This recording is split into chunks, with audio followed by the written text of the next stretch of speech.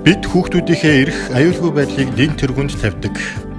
Орон нутаг болон орон нутгийн хүүхдүүдийн эрүүл мэндийг сайжруулна. Бид хүүхдүүдэд чанартай боловсрол сайхан ирээдүйг хүсдэг. Хүүхэд хөгжүүлэх хөтөлбөр болон хүүхдийн эрхийн сургалтаар дамжуулан орон нутгийн боловсролын чанарыг дээшлүүлнэ.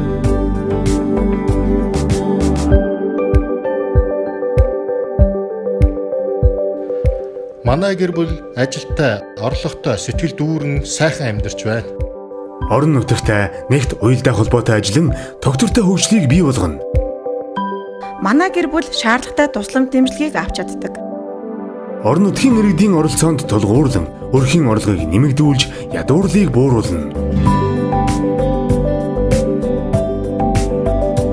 Иргэд бид нэгдэж өөрсдийнхөө аюулгүй тухтай амьдралыг бүтээн байгуулж чадна гэж манай гэр бүл үздэг.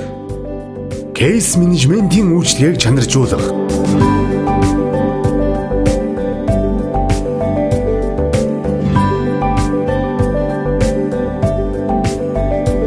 Бид эрүүл ирээдүйг бүтээхэд хувь нэмрээ оруулдаг.